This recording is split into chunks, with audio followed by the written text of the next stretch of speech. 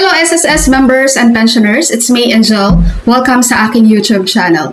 Sa mga naghihintay dyan, ito na po, pag-uusapan na natin sa video na ito. Ano nga ba yung mga SSS rules para sa ating mga survivor spouse pensioner? Alright, number 1, ang survivor spouse pensioner, ito po yung mga legal spouse ng ating SSS member or legal spouse ng ating mga namatay na pensioner ni SSS. Tandaan niyo po SSS member, kahit po hindi pa pensyonado ang isang SSS member at namatay siya, pero meron siyang at least 36 months na contribution sa SSS bago ang semester ng kanyang death, ang kanyang legal spouse na naiiwan ay magma-monthly pension po. Yun po ang matatanggap niyang death claim kay SSS, kaya siya po ay matatawag na survivor spouse pensioner. And then, kahit na pensyonado na si member at namatay siya, pero buhay pa ang kanyang legal spouse. Ang kanyang legal spouse ay magpapatuloy po ng monthly pension, tatawagin po siyang survivor spouse pensioner. So, yun po ang death claim na ma-avail niya sa SSS. Number 2, ang ating mga spouse survivor pensioner ay may matatanggap din pong 13th month pension tuwing December. So ito minsan ang tinatanong ng iba guys, ma'am tuwing December ba doble yung marireceive? So wag yung tawaging doble yon. Basta tuwing December, maliban doon sa monthly pension ng December na matanggap nyo, may marireceive din po kayong 13th month pension. Number 3, si survivor spouse pensioner ay allowed na rin ngayon para sa pension loan with SSS. No, bagong program lang to ni SSS guys, dahil dati yung mga survivor spouse pensioner hindi sila allowed mag-pension loan sa SSS. Pero recently lang, effective last week ng September 2025, ang ating mga survivor spouse pensioner ay maaari na rin pong makapag-avail ng pension loan with SSS. Number 4, ito, ang pinaka-importante din to sa lahat guys para sa ating mga survivor spouse pensioner dahil marami nitong hindi nila alam to.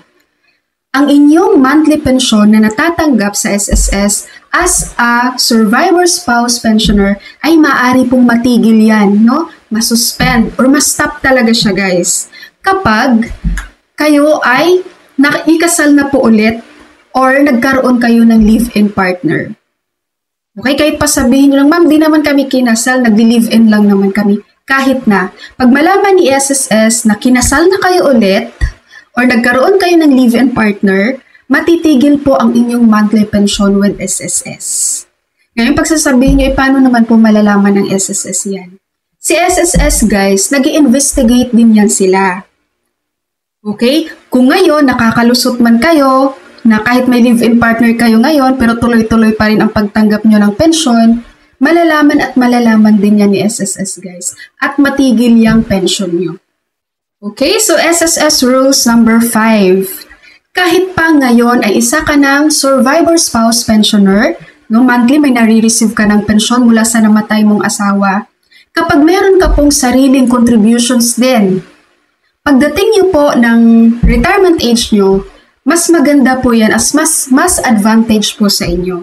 Dahil kapag dumating na kayo sa retirement age at mag-file na kayo ng retirement pension with SSS mula sa sarili mong contributions, dalawa na po ang matatanggap mong monthly pension with SSS.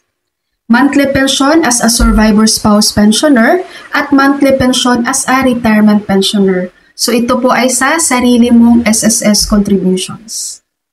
And then number 6, para naman sa ating mga kapatid na Muslim dyan. So yung mga SSS member natin na Muslim, sa batas diba, allowed naman yung mga Muslim natin na magkaroon sila ng maraming asawa. So pagdating kay SSS, maximum of hanggang 4 spouse po, hanggang 4 na asawa ang sa primary natin, sa primary beneficiary.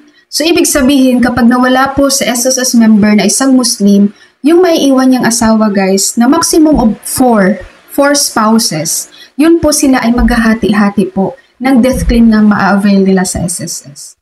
Let's say for example, ang ma-avail nila ay lump sum. So paghatian ng 4 yun.